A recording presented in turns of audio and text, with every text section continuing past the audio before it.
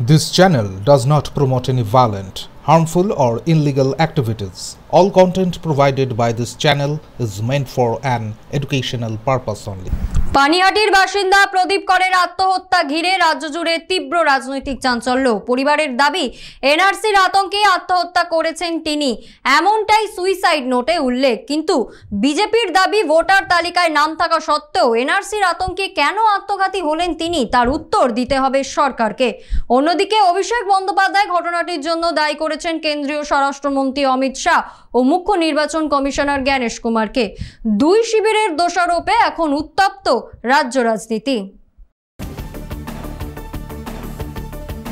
পানিহাটির বাসিন্দা প্রদীপ করের আত্মহত্যা নিয়ে রাজ্য জুড়ে তীব্র রাজনৈতিক চাঞ্চল্য। বিজেপি দাবি করেছে 2002 সালের ভোটার তালিকায় 83 নম্বর পার্টের 16 নম্বরে প্রদীপ করের নাম রয়েছে। তাদের প্রশ্ন, ভোটার তালিকায় নাম থাকা সত্ত্বেও কেন এনআরসি আতঙ্কে আত্মঘাতী হলেন তিনি।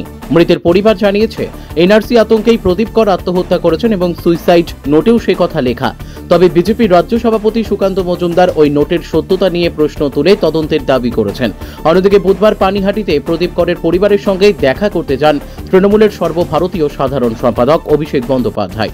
অভিষেক বন্দ্যোপাধ্যায় পুরো ঘটনার জন্য মুখ্য নির্বাচন কমিশনার জ্ঞানেশ কুমার ও কেন্দ্রীয় স্বরাষ্ট্রমন্ত্রী অমিত শাহকে দায়ী করেছেন।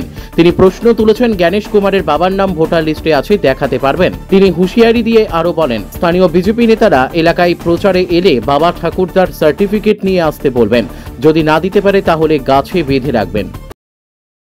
সারা বাংলা জুড়ে একটাই স্বর, জাস্টিস ফর প্রদীপ কর। এই স্লোগানকে সামনে রেখে কালকে মিছিল। যে কটা ছাই পাস পড়ে আছে, আমি বলছি এরা যদি প্রচার করতে আসে, এদেরকে হিসাব চাইবেন প্রথমে, যে 11 বছর এদের সরকার ক্ষমতায় এই পানিহাটির জন্য, পাশে খড়দার জন্য, ব্যারাকপুরের জন্য কি করেছে। আর সেকেন্ড হচ্ছে, বাপ ঠাকুরদার সার্টিফিকেট নিয়ে আসবি, তারপর ভোটের যে কোনো পত্র মানুষকে দিবি, যদি না দিতে পারে বেঁধে রাখবেন। এনআরসি তো লাগুই হয়নি। আমরা বারবার যেটা বলেছি যে এনআরসি লাগু হয়নি, কিন্তু বারবার এনআরসির কথা বলে যে ভয়টা ঢুকছে, এই ভয়ের বিষয় কারা করছে? বিজেপি বলেছে যে এনআরসি বলছে, কে? টিএমসি বলছে। তাহলে এই মানুষটি যিনি মারা গেলেন বা যিনি সুসাইড করলেন, ভয়ের জন্য যদি করে থাকেন এনআরসি, তাহলে দায়িত্ব মমতা বন্দ্যোপাধ্যায় বা তৃণমূল যারা বলেছে এনআরসি হচ্ছে,